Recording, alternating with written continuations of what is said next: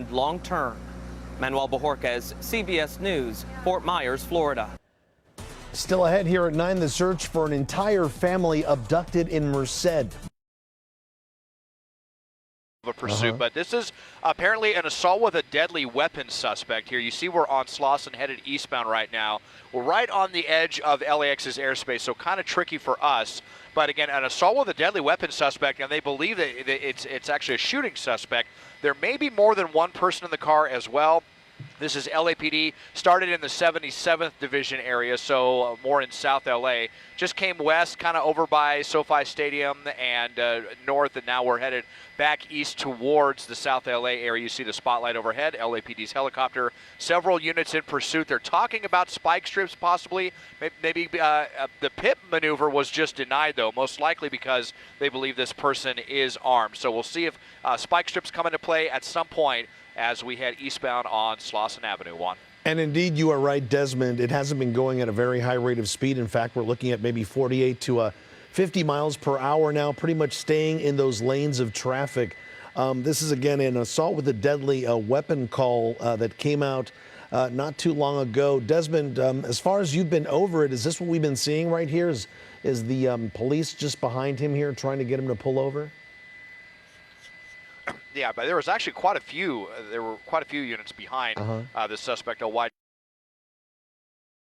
4 or 5 now coming into play. Oh, yeah. At least 5. 6 as well as the helicopter here, and they've kind of been able to catch up because the suspect hasn't been going too fast. We'll see if that continues to be the pace that we go at. As you know, this can change at a moment's notice. The suspect can be going 20, and then all of a sudden they slam on the gas and they're going 70. We saw him just kind of clip into the center lane there momentarily. That's the most dangerous thing we've seen so far. And again, we'll just have to see if spike strips come into play here right now. When the suspect is sticking to one street and they're not driving too quickly, it does give LAPD some time to set up way ahead if they want to do that. But then, it's just all going to depend on, they have to get kind of lucky if the suspect stays on the street, and then make sure that they're going to go over those spike strips. They could, be in the left lane or the middle lane and miss it completely. So, but most likely that is going to be the tactic we'll see LAPD use to eventually end this. Yeah, it looks like the driver is sticking to West Slauson Avenue right now in the Hyde Park area of the city. Desmond, how close are you to maybe the nearest freeway that maybe this driver can jump on, or are we pretty much in an area where it's all surface streets?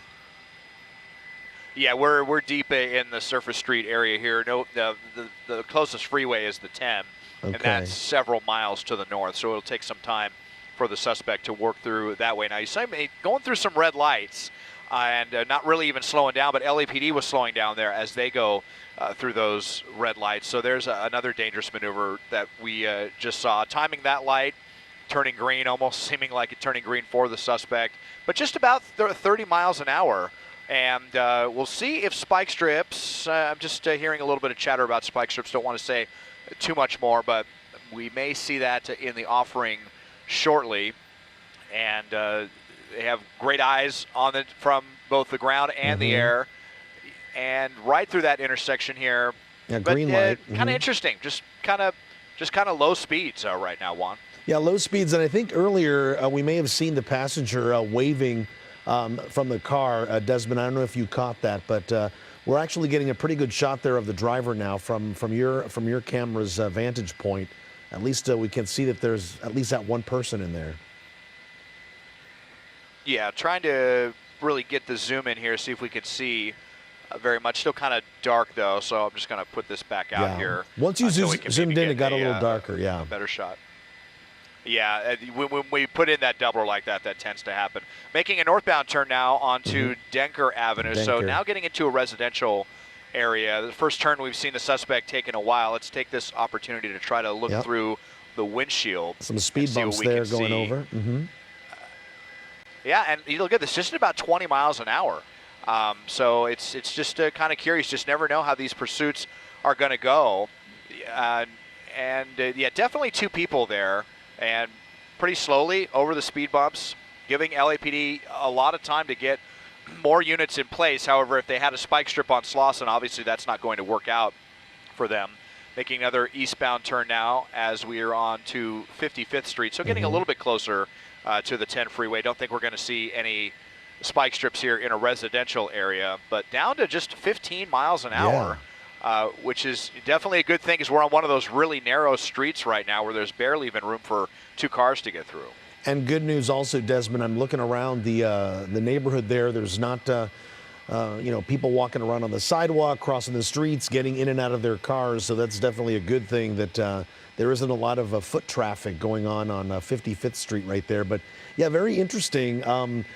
He was going slow when he was dealing with those speed bumps, and here we have a street with no speed bump, and he's still going extremely slow, and it looks like he may be making another turn or going forward. He's going to stay on this Normandy now?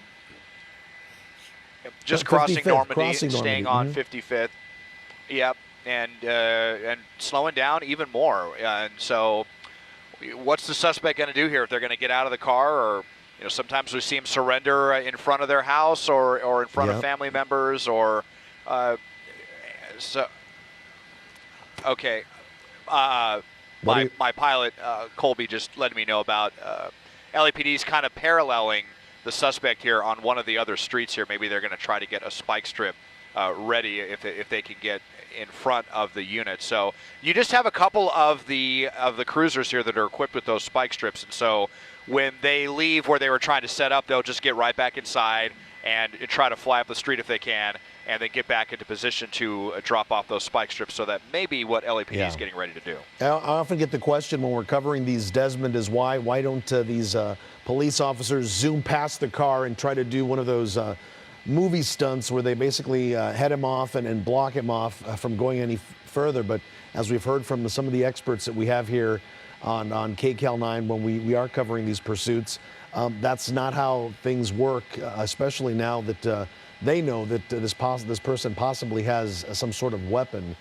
They just either have to do the spike strip, as we've been talking about. The pit, as you said, is out of the question. But again, when they do know that the driver could be possibly armed, it's a very dangerous situation.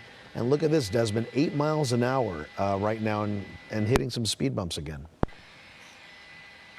Yeah, really just barely even getting along now at this point, and that's right. When we have that, did you see it? Was right that there, it? spike strips. Yes, I believe. Yep, it was. Yep. I saw the officer yanking back there, and it sure looked like it was successful. He didn't even try to avoid it. No, he probably didn't even see him. That officer did a really good job of hiding behind that pickup truck right there, and it looked like a textbook attempt, and just drove. It looked like all 4 tires went right over that spike strip. So excellent job there by LAPD, and we may already be seeing the effects of that now as we are southbound on Vermont. But, as you were saying, they're not going to do anything like you would see in a Fast and Furious movie or something like that. They're always thinking about officer safety and the public safety. But, this might, we've got the passenger with his arms out the window. Not sure what he's motioning there. But just barely getting along. So it certainly seems that the tires are deflating, and the suspect's got to wonder how much longer he can be running from the police. Desmond, we want to show our viewers once again, it was such a great pit maneuver. You're looking at it right there. If you take a look at your screen on the right side, the officer was right in front of that parked pickup truck. And as you said, it looks like the driver had no clue that this was going on. In fact, he didn't even try to avoid it. And now live pictures from Sky 9 showing the car has come to a complete stop. We did see the passenger making some sort of hand motion, maybe trying to communicate to officers. Look, hands are out, right, Des? Yep. From both hands sides. are out, both sets of hands. Yep. So we saw it first from the passenger. They've definitely had enough, and it looks like the driver has as well. So let's see if any keys come flying out the window onto Vermont Avenue. Definitely what LAPD wants to see at this point. But that was one of the best spike strips I've ever seen. I probably got all 4 tires right there. Definitely with the suspect not driving too quickly, but just fantastic operation there. And now the vehicle at a stop, and hands are out the window, so definitely a good sign. And let's see if this is going to be wrapping up here shortly. Yeah, we're going to watch this unfold here. And look at that. The door is open now. Hands are still up. A young man there with his back now to police. Obviously, he does look like he is following orders there. He put his hands down for a second. He whipped them right back up. And we're going to see what happens here next. Usually they'll have him turn around or lift up their shirt, of course, to make sure there are no weapons present or visible. Desmond, it looks like they're having him get farther away from the car, obviously for his safety, the passenger's safety, and the officer's safety there. And he is complying. Yep, hands still up, moved. That is kind of an unusual distance here that they're making. Is, yeah. They're He's asking walking away. the suspect to. Well, now he's just kind of walking away. This is kind of strange, actually. Now just kind of sitting down by the tree on the curb. Okay, yeah, which you can't sit LAPD down. definitely not happy with that. Yeah. They want the suspect to get down on their stomach on the pavement, not sit down casually on the curb like they're waiting for an Uber or something like that. But they're going to go one at a time here. There you go. They'll take the driver into custody, instructing the passenger to stay in the car until that person's in handcuffs. And then they'll have the passenger come out, and then they'll come and clear the vehicle. And then we should see 4 fingers in the air. Yeah, now he's indicating back up clear. again. Okay.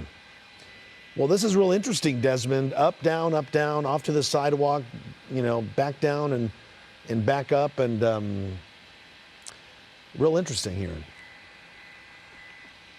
Yeah. There you go. Not Okay. sure what the issue is.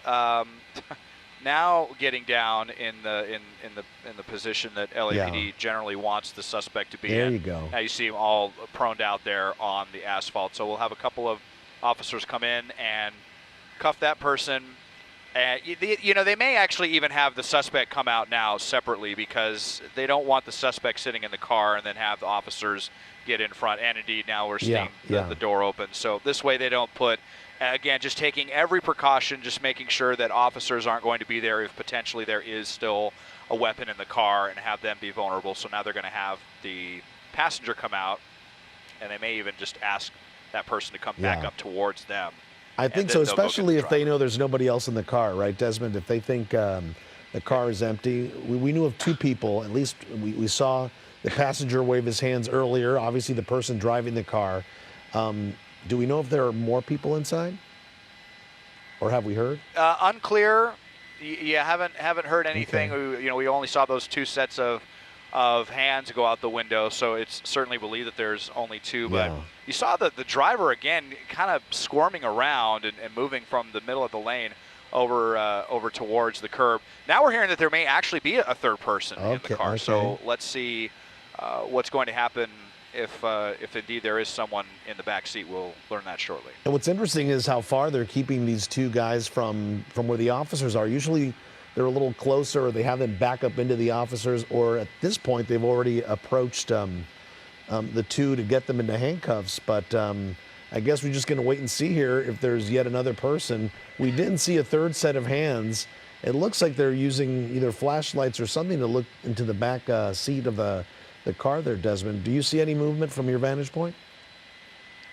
No, I haven't seen any movement through this, and once again, looks like a pretty dark rear window there. Almost always, anytime we're talking about a pursuit, it's these people have really the dark tint on that you can't see through, which is really aggravating to LAPD. So they're still calling out commands, but you're right, we haven't seen any other sets of hands on this one. So we'll see how they approach this. Bunch of officers now moving over this way. They're looking like they might just come in and take these 2 suspects. Maybe they'll go. Here we go, going up to the car. They're checking the car. Yeah.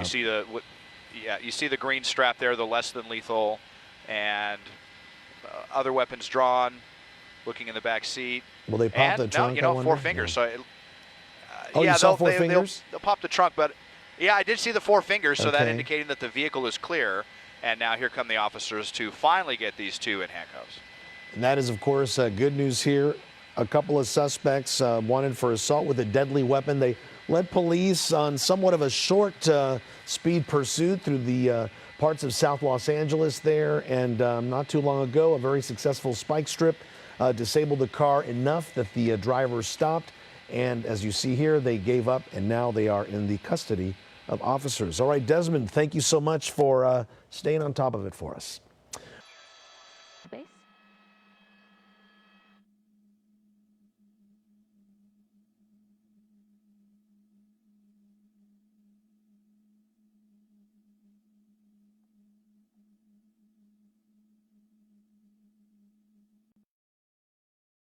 back, and then they're going to arrest the driver. And officer's still at the car trying to open the trunk, but it looks like this is going to be all said and done with. 57th and Vermont is where this ended up, a spike strip bringing it to an end.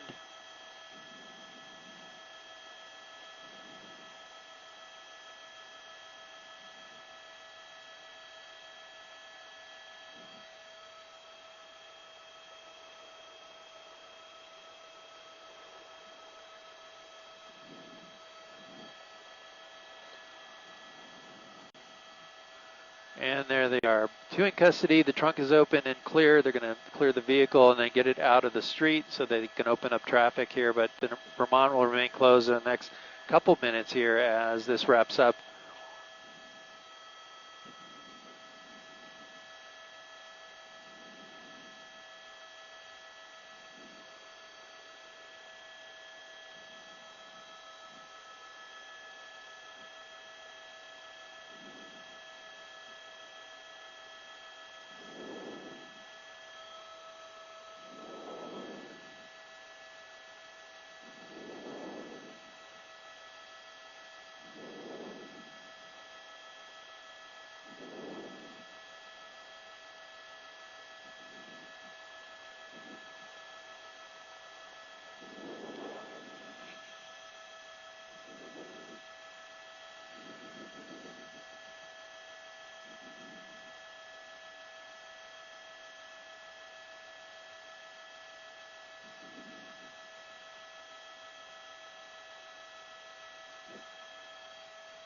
Okay.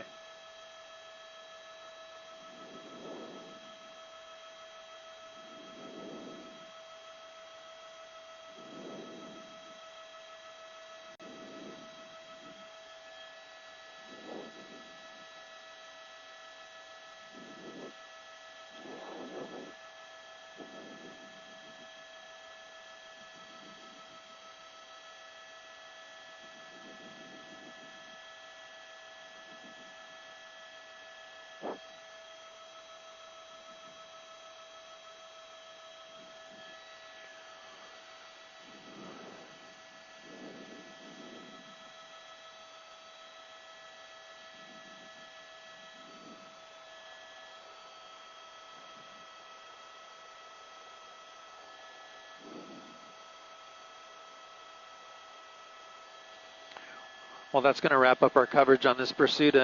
2 suspects in custody, assault with a deadly weapon suspects here. This pursuit ending southbound on Vermont at 57th Street. No injuries to report.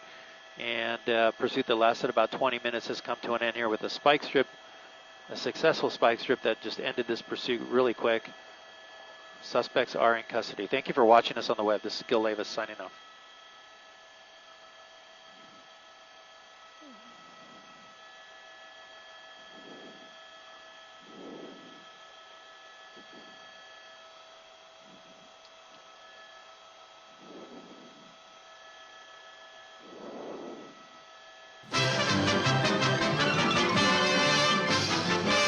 Go ahead.